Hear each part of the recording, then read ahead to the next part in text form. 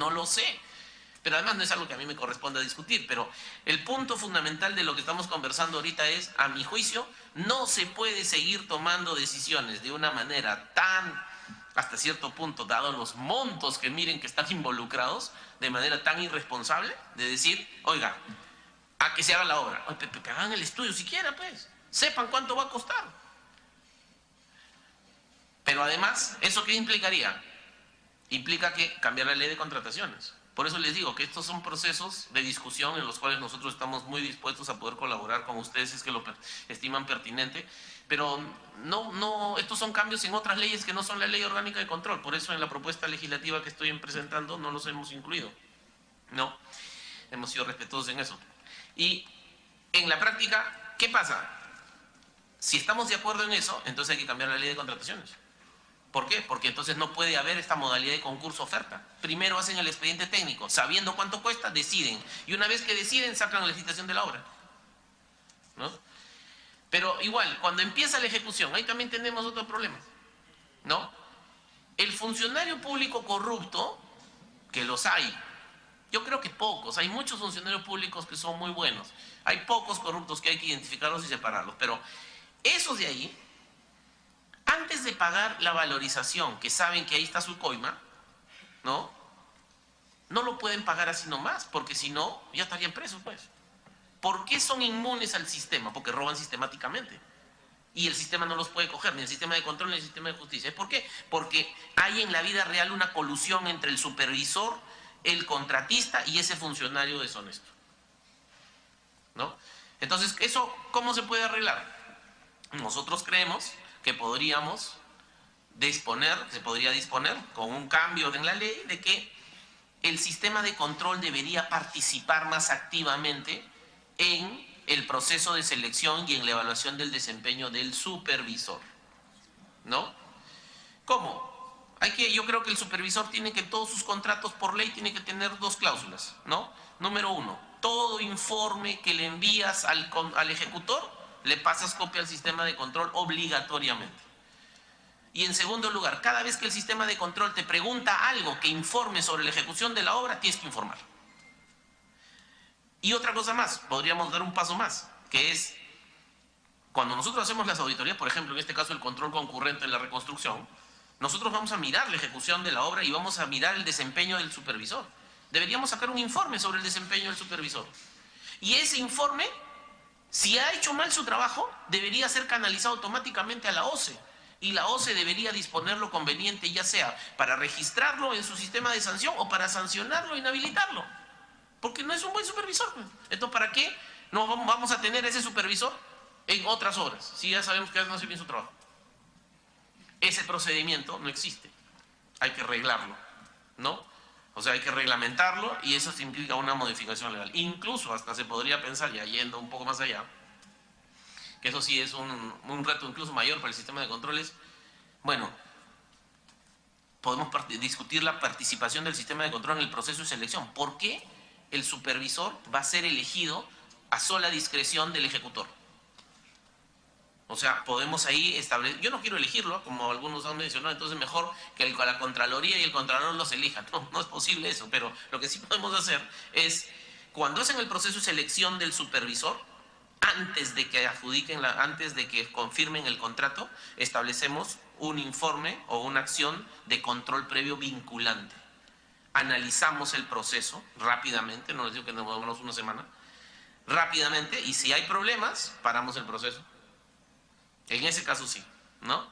Pero bueno, estas son discusiones que yo creo que vale la pena tenerlas en algún momento que ustedes lo consideren pertinente, pero no son cambios en la ley de control, pero sí son importantes, creo yo, para que el sistema de control y la lucha contra la corrupción sea más efectiva. Y hay otro tema, y con esto acabo esta parte, que es, yo no sé, siempre me he hecho esa pregunta, tan inútiles somos en el sector público que perdemos 8 de cada 10 arbitrajes sistemáticamente. O sea, no puedo creer que realmente seamos tan ineptos, ¿no? Entonces, ¿qué hay que hacer ahí? Yo creo que hay que elevar drásticamente el nivel de transparencia en la aplicación del proceso arbitral. El proceso arbitral en el Estado no es transparente. No sabemos cuáles son los laudos, no se cuelgan, no sabemos por qué escogieron a un árbitro, no sabemos cuánto le pagan al árbitro, no sabemos nada sobre el arbitraje. Lo único que sabemos es que cada vez que hay un arbitraje, el Estado pierde. Es más, funcionarios públicos deshonestos usan el arbitraje para cubrirse, ¿no? Y entonces, ¿y por qué pagaste? No, no, es que hay un laudo. Entonces ya no podemos hacer nada. Y el sistema de justicia tampoco puede hacer nada. Entonces, ahí lo que yo creo es que hay que establecer una serie de medidas para transparentar sustancialmente la aplicación del procedimiento arbitral en el Estado, ¿no? Algunos árbitros muy reconocidos me han dicho, sí, pero es que eso es parte de la estrategia. El arbitraje no puede ser del todo transparente. No, no, está bien. Eso es en el procedimiento privado. En el procedimiento privado no tiene por qué ser transparente, porque yo nombro un árbitro, tú nombras a otro, entre los dos nombramos al tercero, y ya está. Pero aquí no, pues aquí hay recurso público de por medio, tiene que ser absolutamente transparente. Además, la evidencia muestra, ¿no? Las noticias de las últimas semanas sobre los problemas de corrupción que han habido muestran la relevancia de mirar con detalle la incorporación de medidas de transparencia profunda en el sistema arbitral en su aplicación en el Estado, ¿no? Con todos estos problemas que ha pasado en los casos de Odebrecht, por ejemplo, ¿no? Ahora, dicho esto, el otro gran tema que quería mencionarles es este modelo de control descentralizado, que es lo que vamos a hacer o estamos haciendo. A eso les decía. Damos la bienvenida al congresista Richard Arce en el estadio de esta comisión. Continúe, Contralor. Hay 91% de municipios distritales que no tienen OSI. Entonces, ¿cómo vamos a hacer esto? Con una medida vamos a tratar de arreglar dos problemas. Ya sabemos de que las OSI no dependen de la Contraloría y que es inverosímil que el Contralor haga bien su trabajo si depende del controlado. Perfecto. Y por otro lado, hay muchas OSIs donde no hay atención de control, no hay atención de la demanda de control. Y eso, y esa es una hipótesis que yo tengo, yo creo eso, y se los comento, que es una de las grandes razones por las cuales hay una gran sensación de impunidad y la gente tiene como su principal problema en provincias, no la seguridad ciudadana como en Lima, sino la corrupción, no es por la grandísima corrupción, la percepción de gran corrupción de los megaproyectos, no, es porque ahí en su zona no hay control, pues entonces ve que cruza la calle, además el alcalde es su vecino, porque es un pueblo tan pequeño que lo ve que no tiene agua, no tiene luz, no tiene satisfacción de sus necesidades básicas, pero ve que de repente ese funcionario público deshonesto, malo, que ha traicionado su vocación de servicio y en la práctica está traicionando a la patria por ese encargo, ya está construyendo su hotel, ¿no? ¿Y cómo es? Entonces, y dice, y no está la Contraloría, no está la justicia, no pasa nada, ¿no? Eso es una gran frustración que siente la gente. Y yo converso en cada vez que viajo. Yo viajo jueves y viernes, viajo a provincia. Y converso con la gente. Y me transmite, hay un sentimiento de frustración. Bueno, y es porque la Contraloría no existe, pues. Entonces hay que hacer que exista. ¿Cómo hacemos eso? Necesitamos aprovechar las economías de escala y alcance de montar contralorías regionales fuertes y contralorías provinciales fuertes. De esas contralorías provinciales, mediante un mecanismo aleatorio itinerante, deberían ir los equipos para atender las demandas de control de las municipalidades, porque en muchas municipalidades, como son tan pequeñas, no es costo efectivo montar una OSI. Como ustedes saben mejor que yo, en muchas de las jurisdicciones de donde ustedes provienen, hay municipios que tienen pues 20 funcionarios, 10 funcionarios, 5 funcionarios. Ahí cómo voy a meter una OSI, pero mueven plata.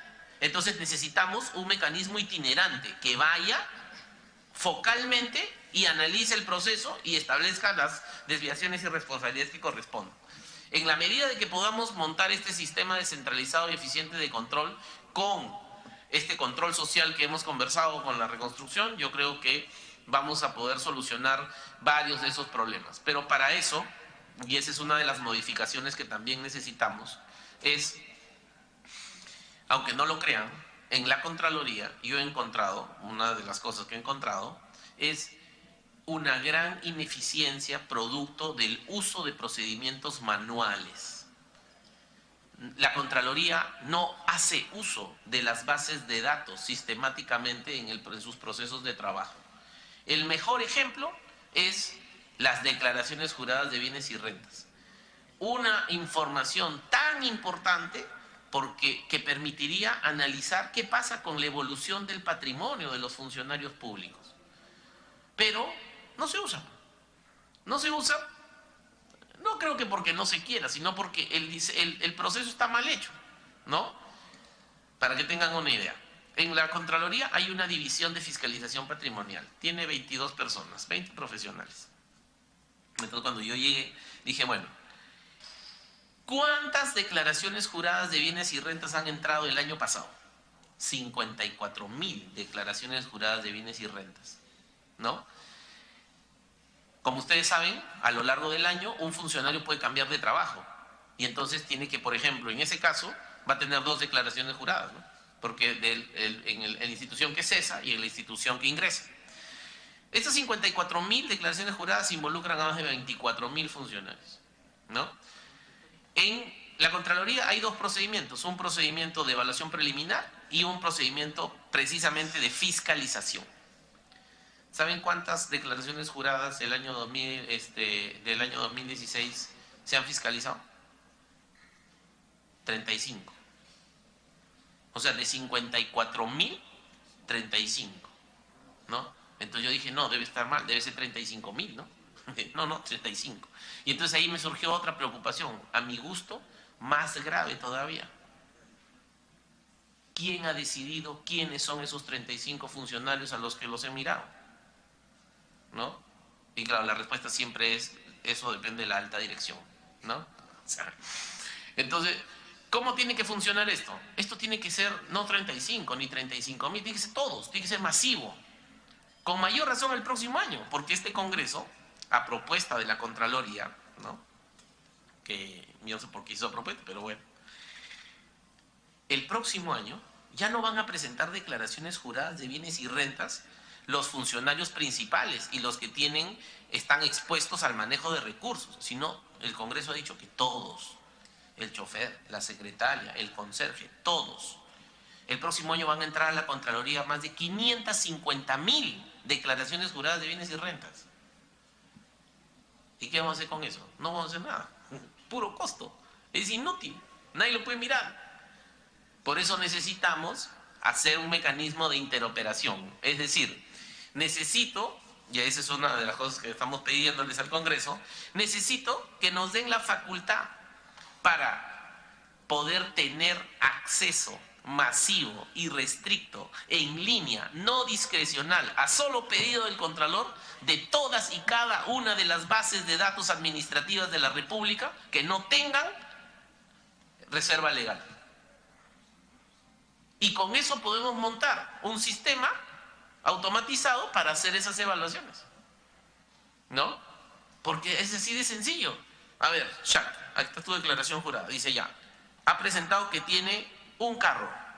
En el momento que yo doy enviar, debería activarse un mecanismo de inteligencia artificial en el cual, muy sencillo, un algoritmo en el cual mi servidor se enlaza al servidor de SUNARP y mira, Shaq con su partida registrada. No tiene un carro, tiene 2. Ya. Y ya está. Y entonces el sistema debería operar automáticamente. Y entonces deberíamos más bien preocuparnos en cuál va a ser el procedimiento de eso, ¿no? Porque ya, identifico desviación, desbalance patrimonial. ¿Y qué hago con eso? ¿Lo paso a la fiscalía? ¿O lo sanciono? O sea, pero ni siquiera vale la pena discutir eso si no tenemos la capacidad para hacerlo, ¿no?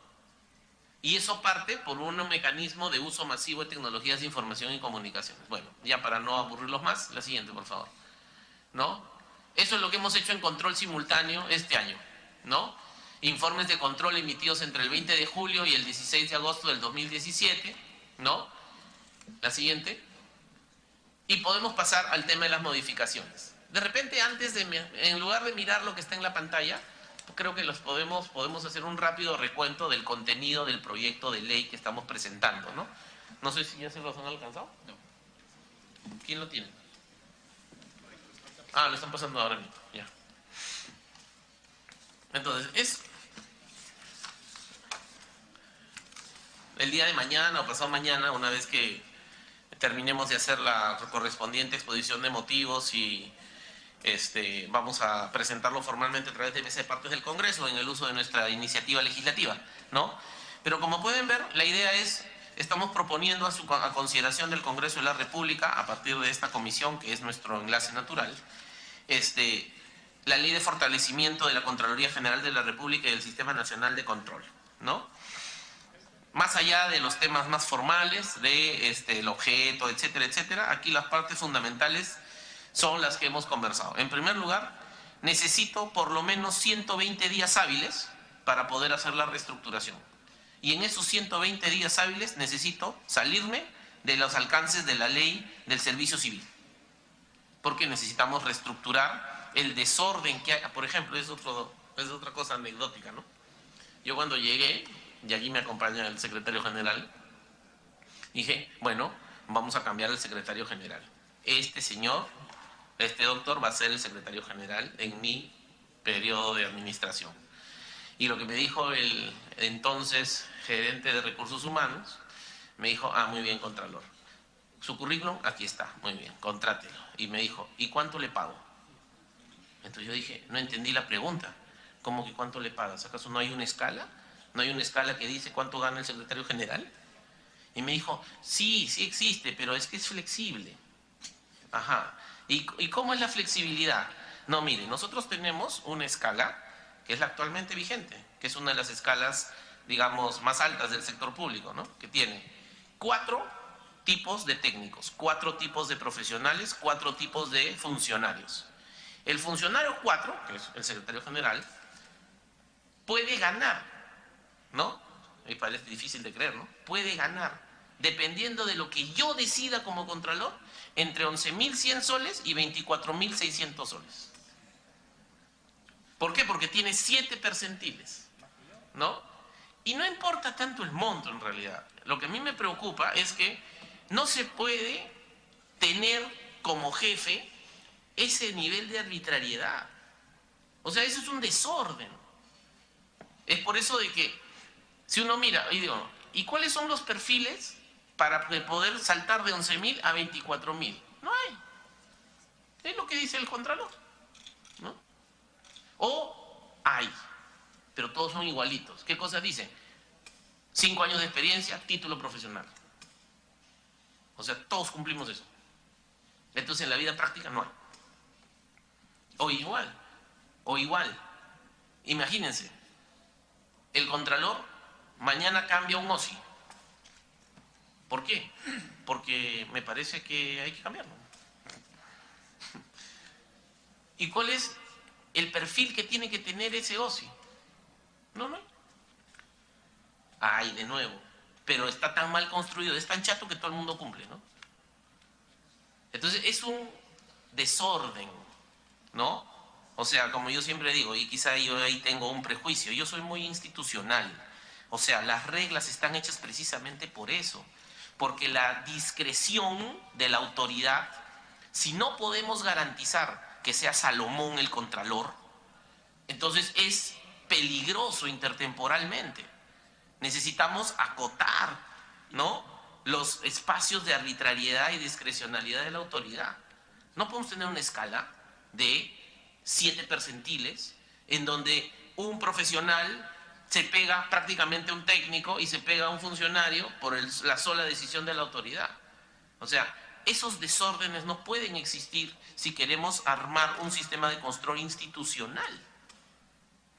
Con lo cual, como ahora la Contraloría no ha sido considerada en las leyes que este Congreso ha sacado a principios de este año, donde el Banco Central, la SBS y el propio Congreso salieron de servir, ¿no? Entonces no podemos modificar y restablecer el orden en esas escalas salariales y en todo el procedimiento de gestión de personal, con lo cual una de las primeras cosas que estamos planteando es que por esos 120 días hay que salirse de la ley servil, es decir, necesito total flexibilidad para poder reestructurar toda la organización por 120 días. Después cierren de nuevo. Porque, y como yo le decía al presidente de Servir, al presidente ejecutivo, Yo creo en el servicio civil meritocrático. Eso hay que hacer. Gran parte de los problemas de corrupción que tiene el Estado peruano es porque el servicio civil no funciona, pues. Es porque el servicio civil, la ley del servicio civil no se ha implementado. Seguramente que se puede mejorar, pero debería ser una prioridad gubernamental implementar la ley del servicio civil, porque eso es lo que garantiza mérito, flexibilidad, no mecanismos de decisión clientelar, y garantiza orden, que es lo que tanto hace falta en la administración pública, porque el orden reduce pues la libertad, pero de eso se trata, pues se llama orden. Entonces, en la práctica, la lógica de estos 120 días, igual, hay una serie de disposiciones presupuestarias. Nos está sobrando plata en unas partidas, no podemos moverlas a otras. No necesitamos, por eso le decía yo en la comisión de presupuesto, más plata. Necesitamos que nos den la flexibilidad. No más plata, pero déjenme ordenar el presupuesto de acuerdo al nuevo modelo de gestión que estamos creando y en el cual ustedes tienen mucha responsabilidad, porque no podríamos haber creado un modelo de control concurrente si no lo hubiera establecido de esta manera la ley de reconstrucción con cambios, ¿no? Entonces, el primer artículo, el 2, es una adecuación organizacional y pido 120 días para salirme de la ley Servir, por eso durante ese plazo. Luego hay una serie de modificaciones a los artículos de la ley orgánica. En primer lugar, este tema de los principios del control gubernamental y las atribuciones. Necesitamos tener la atribución del acceso directo, masivo, permanente, en línea, irrestricto y gratuito a las bases de datos, sistemas informáticos y cualquier mecanismo para el procesamiento o almacenamiento de información que administran las entidades sujetas a control. Para esto, los titulares de las entidades y encargados o responsables de las bases de datos, sistemas y mecanismos comprendidos en esta disposición bajo responsabilidad brindan las facilidades necesarias para la implementación de dicho acceso. Obviamente, el acceso a las bases de datos de información relacionada con el secreto bancario, la reserva tributaria, la reserva de identidad u otras establecidas legalmente se efectúa conforme a lo previsto en las disposiciones correspondientes, ¿no? Otro elemento que necesitamos, y es parte de lo que hemos visto, muchos de ustedes lo han visto en la cuenta general de la República, que dicho sea de paso es una vergüenza, ¿no? Como en el Perú, por tercera vez, la cuenta general de la República no se aprueba. ¿Y por qué no se aprueba? En varias cosas, en varias razones, porque el procedimiento de la auditoría de la cuenta se efectúa, pero no garantiza que se realicen las auditorías que se deberían realizar. ¿Cómo así? Actualmente el procedimiento es, si va una empresa supervisora, una empresa de la sociedad de auditoría, va al gobierno regional X a hacer la auditoría, ¿qué es lo que pasa? A veces el gobierno regional o los funcionarios no le entregan la información en el plazo que deben entregarle. Y como la empresa tiene un tiempo de su contrato, si no le entregan, ¿qué va a decir sobre los informes, sobre los estados financieros y presupuestarios?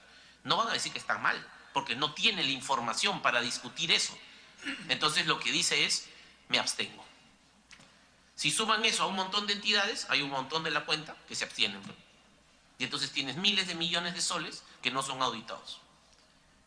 Eso es un mecanismo perverso, porque si yo hago las cosas mal, en lugar de que el dictamen salga con salvedades o salga con abstención, o sea, salga adverso, yo prefiero no darle la información y entonces lo único que puede decir el auditor es que no le han dado la información y entonces se abstiene y no pasa nada. Pero tiene que pasar, pues. Entonces hay que ser capaces de sancionar a los funcionarios, pero no solamente con procedimientos administrativos largos, hay que ponerles multa, ¿no? A las entidades y a los propios funcionarios.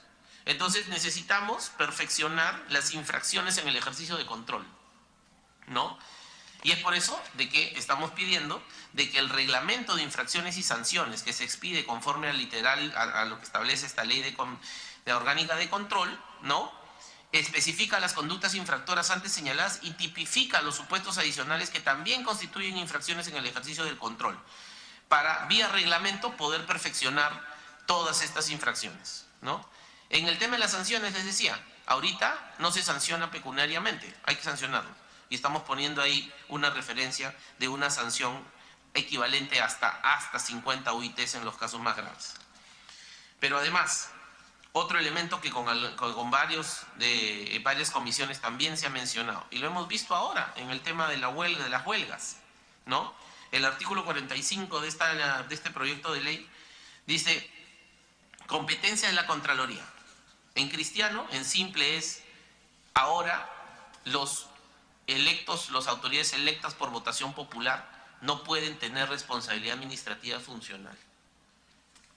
O sea, un gobernador regional, un alcalde provincial, distrital, pueden hacer y deshacer sobre su presupuesto y su organización, y no tengo competencia para poder establecer responsabilidad administrativa funcional. O sea, es una locura, ¿no? A mí me parece que es una locura, porque él es el que está decidiendo. Estoy de acuerdo que ha sido electo por voto popular, yo no, pero la lógica no es esa. La lógica está tomando decisiones sobre los fondos públicos, está operando sobre todos los sistemas administrativos y sobre la legalidad en el Estado. ¿Cómo no va a poder ser posible de ser sancionado? Es más, su sanción, cuando la sanción es grave, va a una suspensión, se le suspenderá. Cuando su sanción es muy grave, se inhabilitará y automáticamente pues vacará en su cargo, ¿no? Entonces, eso es otro de los temas que estamos proponiendo en este proyecto de ley de reestructuración. Es decir, ampliar la competencia del sistema de control en el procedimiento administrativo sancionador para incluir a este grupo de autoridades, ¿no? Incluso hay una serie de conductas que consideramos que deben ser revisadas, y es por eso que esto, a propuesta de la Contraloría General de la República, vamos a coordinar con la Presidencia del Consejo de Ministros, que emitió este decreto supremo, para que se especifiquen mejor las conductas y se tipifiquen los supuestos adicionales constitutivos de infracciones graves o muy graves respecto a la responsabilidad administrativa funcional. En el tema de el Tribunal Superior de Responsabilidades Administrativas, era lo que les comentaba. O sea, necesitamos, por un tema de gestión, que las salas, en lugar de estar conformados por 5 miembros, sean conformados por 3 miembros. Y sobre todo, como el artículo siguiente, es que necesitamos que esos vocales sepan de contrataciones. Porque ¿dónde está la inconducta funcional y muchas veces los problemas que la administración o que la Contraloría sanciona? Están en la ejecución de obras y en la contratación de bienes y servicios. Entonces, ¿qué pasa si un vocal no sabe de contratación pública? Entonces, no puede tomar buenas decisiones.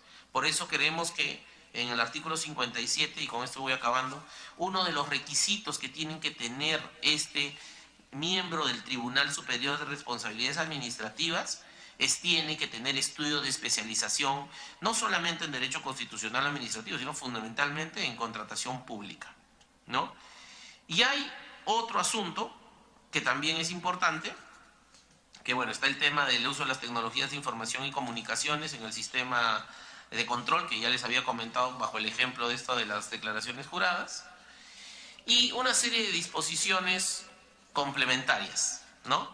Primero, se autoriza a la Contraloría a reasignar los saldos presupuestales disponibles, para lo cual estamos proponiendo liberarnos de todas las restricciones que establece la ley de presupuesto actual, y que esto también se mantenga para el próximo año en el periodo de entre los 120 días que estamos pidiendo, ¿no? Lo segundo es un régimen de contratación simplificado para el ejercicio de control gubernamental. Como les había anticipado, entendemos que es razonable que si todos los ejecutores para la reconstrucción usan este mecanismo de adjudicación simplificado que permite comprar, adquirir bienes, servicios, obras rápidamente, nosotros que vamos a hacer el control también podamos equiparnos y usar este mismo mecanismo. La tercera es la disposición que permite que progresivamente, a partir del año 2018, las OSIs de los gobiernos nacional y del gobierno regional pasen a formar parte administrativa de la Contraloría. Y esta disposición la estamos empezando con toda la gente en las OSIs que está por CAS y que está por locación de servicios, cuyos contratos indefectiblemente terminan ahora el 31 de diciembre. Entonces, lo que estamos planteando ahí es la plata que gastaron este año, el 31 de diciembre, con una transferencia financiera, me la pasan al próximo año. Y entonces, estando en el presupuesto del pliego Contraloría, nosotros hacemos las contrataciones de todo este personal, luego de haberlos capacitado y evaluado. Finalmente, consideramos de que un elemento clave es la formación de capacidades, no solamente de los auditores, sino de los gestores, de los funcionarios públicos. Nosotros tenemos una magnífica Escuela Nacional de Control que ha sido construida en el marco de un proyecto de cooperación reembolsable con el Banco Interamericano de Desarrollo. Yo no quiero que esa sea la Escuela Nacional de Control para los auditores, quiero que sea para todos los funcionarios públicos. Y entonces, para eso, lo que estamos proponiendo aquí es que, al igual que en el caso de la Escuela Nacional de Administración Pública, que tiene a su cargo servir, nosotros también podamos hacer cursos y formar a los gestores, y no queremos cobrarles, sino que el fortalecimiento de sus capacidades debería ser producto de la decisión institucional de decir, oiga, necesitamos capacitar a nuestro personal en tales cosas. Y entonces, a través de un convenio, para que nos puedan pasar esa plata, nosotros desarrollar esos cursos, sobre todo en aquellos vinculados a control, porque algo que hemos podido apreciar es que los funcionarios públicos es indispensable que sepan de control, no solamente de contrataciones, de control. Y también es indispensable que los auditores sepan de gestión pública, ¿no? Para que puedan tener una mayor claridad de cuál es el objeto que van a controlar. Y finalmente, ¿no? Ahí estamos proponiendo, hemos conversado con los funcionarios del Ministerio de Economía y Finanzas. Nosotros tenemos un problema que está asociado a la demanda adicional que hemos presentado en la Comisión de Presupuesto y Cuenta General de la República la semana pasada, cuando asistí a esa comisión, que es, tenemos una deuda a los integrantes de la Asociación de Cejantes y Jubilados de la Contraloría por más de 165 millones de soles. Esos, ya no solamente estos exfuncionarios, todos de una muy avanzada edad, ¿no? No solamente han ganado en todas las instancias jurisdiccionales nacionales, sino han ganado en las instancias supranacionales, como en la Corte Interamericana de Derechos Humanos. O sea, esos 165 millones hay que ver cómo se paga. Ya no hay otra solución. No hay razón de ser de seguir postergando esto, hay que tomar una decisión, ¿no? Sabemos de las restricciones fiscales que hay, y es por eso de que hemos acordado con la ministra de Economía de que se conforme en el más breve plazo una comisión de trabajo que en 30 días establezca cuál es el procedimiento o las alternativas para poder pagar esos 165 millones de soles, ¿no? Entonces, ese es el propósito de la quinta disposición de esta ley de reestructuración. Y finalmente, ustedes saben que las infracciones administrativo-funcionales en el Perú prescriben a los 4 años. Y normalmente, de acuerdo al procedimiento administrativo sancionador, si había un plazo no de prescripción solamente, sino de caducidad. Es decir, si iniciamos un proceso y no sancionamos, no lo terminamos en 2 años, se revierte. Las nuevas modificaciones a la ley del procedimiento administrativo general establecen, ¿no?, que ese plazo de 2 años se ha reducido a 1 año, y es muy poco para el Sistema Nacional de Control, que tiene una jurisdicción especial. Con lo cual, lo que estamos proponiendo en la sexta disposición, ¿no?, es que las normas que rigen los procedimientos seguidos ante los órganos del Sistema Nacional de Control y el Tribunal Superior de Responsabilidades Administrativas se hagan en base a lo que dispone la Ley Orgánica Nacional de Control, y que las disposiciones de la Ley del Procedimiento Administrativo General sean solo de aplicación supletoria. O sea, eso es para que en lugar de tener 1 año, tengamos, como estaba antes, 2. Y entonces, esos son los contenidos esenciales que entendemos nos permitirían llevar adelante todo este proceso de transformación del Sistema Nacional de Control, sobre cuyos lineamientos generales les he expuesto, y nos comprometemos a hacer llegar en el transcurso de las próximas semanas un documento, ¿no?, ya no solamente un PowerPoint, sino un documento respecto de esta transformación